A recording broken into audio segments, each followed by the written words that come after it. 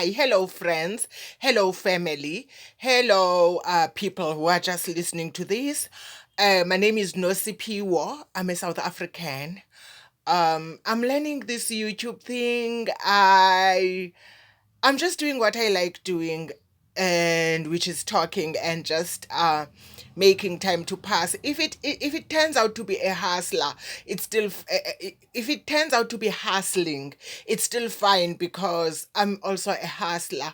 So I spend most of the time alone. So if I can do what I like the most and people can learn from it, it's fine.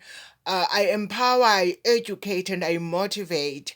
And I believe with my experience, someone can learn something.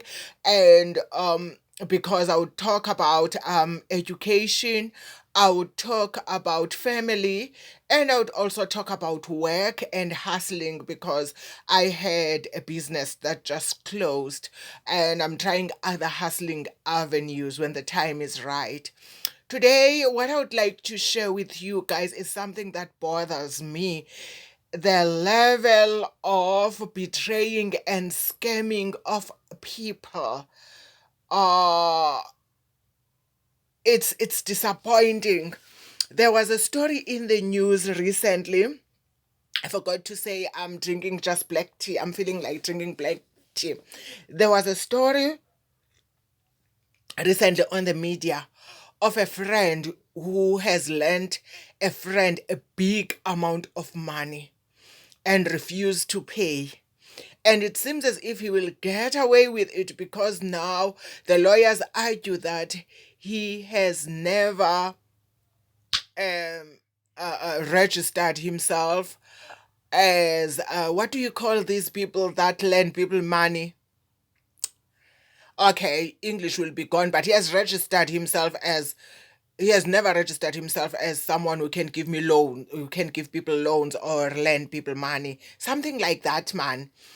In the comments, I'll give the name for it. Remember, English is not my language. I'm Xhosa speaking, so I will not know all these things. But he has never registered himself as someone who has permission or who has legal authority to lend people money, something like that, like banks would do, right?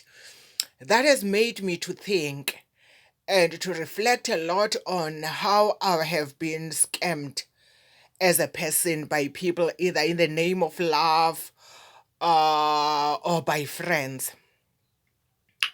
You know, people have a tendency of thinking they have a right to take from the others. I've heard these people who are foreigners in South Africa, Nigerians, Zimbabweans. I'm sorry, guys, to mention you. I love you so much, but I've heard it, and I'm not stigmatizing you when I say this, but I've heard them saying it, and some has done it. I'm not saying South Africa do not try to scam people, because I have been scammed by my own fellow South Africans, which goes to my story that it knows no skin color. But people would scam you when they want you, which teaches us to be careful when we take decisions that are involving money. I know someone who took her best friend's boyfriend and made her a husband. Can you see this tendency of people who want to take from the others all the time?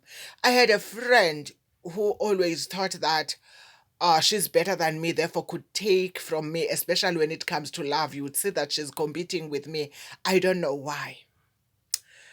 I know. I'm sorry, something is disrupting me. I'm sorry for doing that. I also know uh, someone who in an apartment who refused to pay but took the landlord to court. Lovers have been scammed by lovers. So people can do anything to take from other people. And I've heard, especially these foreigners in South Africa who are from Nigeria, saying it is okay to take from other people if you believe that they have more than you. But my argument is, even praying people would say that, my argument is, but these people have worked hard. These people have worked hard for it's their hard earned cash. How can you just take it? So it was more than one person, and I always got like, oh, did you just say that it's okay to take from other people? Their hard earned work, their hard earned cash. Do you know how difficult it is? Because we never grew up with trust funds and with money. We always work from the scratch.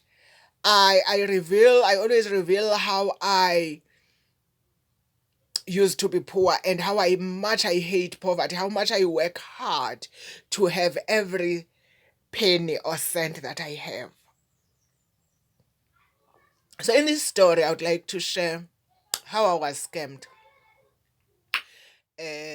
by someone who was pretending as a lover, who wants to marry me. It was long ago in my 30s. Uh, and I was starting to do this dating thing because I was not focused on it. I was focused on education and success and getting myself better. I was declining marriage proposals because I used to be poor and I wanted to pull my family out of poverty. And I knew that if I get married, I won't be committed. And remember, at home we were 9. And I knew how poor we used to be, and I vowed that no family of mine would be poor. I've mentioned this in my book, how I got scammed. So that time, I know that those people who are always looking for faults in us, who pretend to be our enemies, let me call them my fans who are hiding, ne?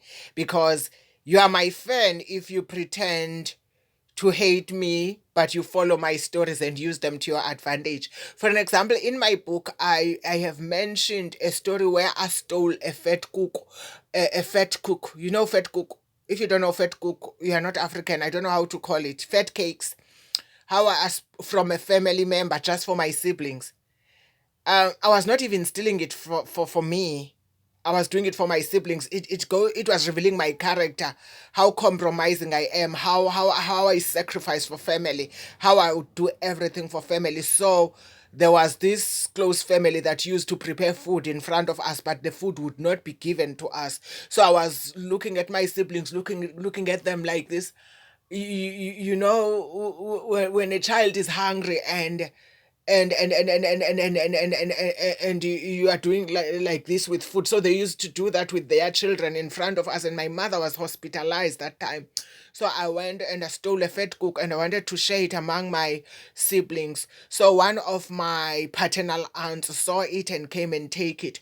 So one lady who is bitter, who always wants to fight with everybody, who doesn't have a good background but pretends she is better than all of us, just who's having a big mouth, saw it and used it while I'm working and said we were stealing her food. My God, I never ate their food when I was young and poor, and I don't even eat it now. Then she was spreading rumors. So I know that even this thing, you know these people, the haters, let's call them haters, would look for anything that you reveal and use it against you as a mistake. And I would like to tell them and say, the negatives you tell me about me, or the labeling you spread about me, labeling me. First of all, I'm who God says I am, but some of the things that you think you're spreading about me, I've already told myself. I've learned my lessons, and some of them I'm dealing with them. Those that are true, but those that are false, they won't stick on me because I'm who God says I am. So you can also laugh because we all make mistakes and nobody's perfect. We all make a financial deal that doesn't go right. We all make a business deal that doesn't go right and we lose money. So this time around, I think what I always was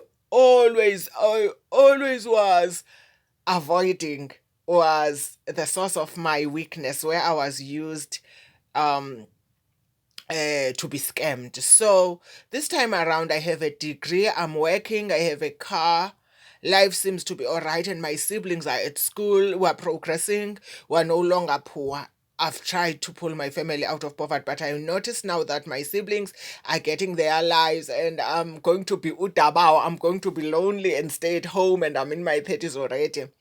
And because I still am a serious Christian, the born again one, the one who abstains and doesn't do sex before marriage, or is not supposed to do sex before marriage, because I know people now challenge everything about Christianity. I was recently challenged for not drinking, and someone would go to wine. So everybody is saying everything, but do what is right, and what your conscience is saying is wrong, because people are challenging everything. Hence, I say those who are supposed to be abstaining. So, because I was busy and chasing my future, I knew that it was going to be difficult for me to get a boyfriend, but I wanted to marry. And I also learned that there's no formula in finding love. The people we marry in churches who are pretending to be holy and who are judging others are having a lot of skeletons that come after we are married, and we realize that we married wrong people, whom I can call sons of the devil, in the name of God. So I realized that there's no formula. So don't come there and judge me for the choices I made. I would still do it my way in terms of finding a partner, because there are lots of things that I'm revealing in my YouTube channel about how Christians, those that are saying they are born again, have scammed us and have stolen ideas, money, and even our virginity in the name of rape. So please don't judge me. So I went on a dating site and I found this man. He was white. Those who know me will know that I always said I would marry someone white when I'm old. The reason why I say that, it was me crossing boundaries. I always want to go where you say I cannot go. So because South Africa restricted interracial love, it was something that I would show people that I would do it. Remember, there are those people who used to say, I'm poor, I'm not worthy of good things, I'm not so beautiful. So I wanted to show them that I get anything that I want. Ne? So that's me. I cross boundaries. Remember, I told you that when I was young, there was a family member who said I would be a piece of rubbish and a prostitute. And I answered, not telling her because she was going to beat me. But I told her that she doesn't refer to me. I will never be a piece of rubbish. I would be successful. And it happened. I had no money. I had nothing, but I had a dream bigger than me. And I'm proud of myself. So going back to the story.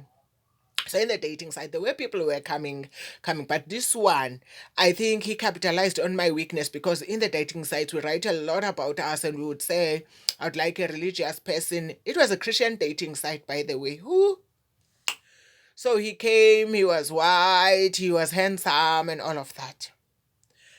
Trust me, I would do my homework. I would check his background. But I think I was naive in terms of technology, because everything about him seemed legit, and he was on Facebook. But guys always note that if he has four friends, just be careful. You know, a person on Facebook can't have only four friends. But I asked this, but he justified it because he said he was an engineer and he didn't meet so many people, so he was using Facebook when he has time, something like that, which I bought into it, and he was a Christian and all of that. So I asked us to video call. You see, I'm also checking if he's for real. Guys, he did video call and he was white. But the video had connection problems. The video was not so clear. I don't know how they do it. It was like this, as if it was a connection problem. So you would think we have connection problems. Then he would quickly say, no, let's switch to did we have WhatsApp that time? No, let's switch to emails and messages on the phone, which was fine. Guys, he even proposed, and I remember it was close to my sister's wedding. My sister was going to have wedding, and I'm someone who likes good things. So I even suggested it to my mother that, Mom, there's someone who proposed to me. It would be nice to have two weddings. Me having a white a wedding with an interracial wedding with my sister. So I was just dreaming. But I remember my sister saying no, we would overshadow her. I was crazily in love, not thinking that I'm being scammed or fooled. I agreed. This thing happened for months, guys. He did not really scam me on the first time. He took his time. But maybe he knew that I was paranoid and was playing his game and was patient with me, knowing that he was going to scam me. So one day he came up with a story that he's going to work in the sea as an engineer and he's far from home. But he has sent me a parcel. So the parcel is held in Malaysia, guys. Take note. The parcel is held in Malaysia. And for me, he said he lived in Ireland, but the parcel was held in Malaysia. And when I checked the documents, they looked legit, guys. Don't be naive like me, ne? Because they looked legit, but ask. I only asked when he scammed with the first money. And he was also looking for more, but he wasn't gonna get the second one. So what happened? That was long ago, okay, guys. It happened long ago, but I'm sharing it because of it's after COVID. Everybody is poor and everybody wants to take from other people. Even our friends wants to take from us. Even our families wants to take from us. Just do your homework, guys, and follow steps. Let people sign, because now people, when they turn against you, they are like animals, and then they would say, "Where did you sign? Where are the documents?" So what he did, this guy, and he said he sent me gifts, this and this and this, and my wedding ring. He proposed while he was away, and I agreed. Oh, being scammed in the name of love, I agreed. Then he said the ring is coming, is getting shipped. He asked for the size of my ring, and he bought me gifts, blah blah blah, and some money that is hidden in that parcel. So when they scam you, they come with a deal, because they don't pretend to be poor. They would pretend to be rich, and you will get something in return. And they have money that will be released soon, that is coming, and you will gain some, borrow money from you and say, I've got an inheritance that is coming, it's held somewhere, so help me. And you would be looking forward to that inheritance that will never come. So scammers are always smart, and they capitalize on our mistakes. And you know, I was building a house. The guy who scammed me again is a foreigner in South Africa. It turned out that he was not a builder, but he showed me many houses that he has built, and he's active on Facebook. He's from Zimbabwe, by the way. There are many houses that he has built, only to find out he hasn't built even in a house. And he walked away with 6,000 rand of my money. And even that time, he was arguing with me because I didn't make him sign. He was making me feel stupid. He was making me feel like he was involving me in a fight, shouting at me just because I'm a woman and all of that. When he took me to court, I wrote back to court. I took photos of the mess he has done in my house. And he's the one that took me to court, mind you, whereas he has scammed me. A story for another day. So, but I won. But I realized that I'm not going to get that money. I didn't sign. I let him be. And as of now, my house still needs some renovations because of that man. Fine. Going back to this story. So, his story looked legit, and I was excited and in love. You know, when people want to scam you, you would also, when you ask questions of being concerned, for an example, asking, let's sign something, let's put it in document, they'll say, oh, you don't trust me. Guys, let him sign. Let them sign something, because the world has become very cruel now. So we have to be vigilant. We have to protect our hard-earned cash, because people are not who they say they are. We might be sincere, but people are not sincere out there. They are out to kill and to destroy us. And people are heartless and evil. Their hearts are a stone hard. Even when you say this hurts, don't you have feelings? This is wounding me, this is hurting me. Do they care, guys? They don't even fear God himself. So the parcel was held in Malaysia. I think I did my homework in my own right. And he was pressurizing me to release it so that my parcel comes. It was so difficult for me to send this money in the bank, and I think it was God trying to show me, but I was not listening. I was too much in love. That was long ago. I was younger and too much in love. So to cut the story short, I deposited this 5,000 rand. I was supposed to deposit another one because I think I was supposed to deposit 8,000 rand. I deposited the first 5,000 rand. Then I traced it immediately after that. But immediately when he got the first 5,000 rand, he said it must be sent through Western Union. That's another problem, guys. Don't send it through Western Union. Get his name, get his address. Don't use this Western Union and others. Try a bank. Try World Remit. Try some other legit, but not Western Union. So guys, immediately I track the money before I send another one. He took the money and he was nowhere to be found. I sent him messages and I threatened him. He threatened me back, guys. He threatened me back. I wrote on his Facebook account. He answered on my Facebook. Igila elingaka, the audacity of this scammer. But it turned out that that man was African. He was African and he was Nigerian, but he pretended to be white. Imagine an African stealing from another African. That was long ago. It didn't hurt. I've worked hard to earn another money. It was a mistake that I've learned from. And the haters can laugh about it. We all make mistakes in life. The problem is that I talk about them. Some people, when they go through hard time and they are unemployed, they cover themselves and pretend to be in another town or cover themselves so that you don't see them because they are scared that you laugh at them. Problem with me, I talk about these things. The purpose is to educate. I'm not competing with anybody in this life. I'm running life. I'm running this race in life for my own purpose. I make my own mistakes because I'm not running with you who's thinking you are happy when I'm facing problems. I will make mistakes, but I will learn from those mistakes because this is my life. This is my life. I'm not a copy of anybody. I'm an original. I need to be allowed to make my own mistakes. We all go through life and we all make mistakes, but some hide them because they think we will laugh at them because they laugh at other people. They even hide sickness. How can you hide sickness? You don't apply for a sickness. You just see yourself being sick. This is how we have become as the world. So I'm saying this knowing that the haters will be happy.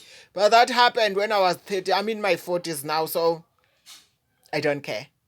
So, ladies and gentlemen, I hope you enjoyed the story and you learn from it.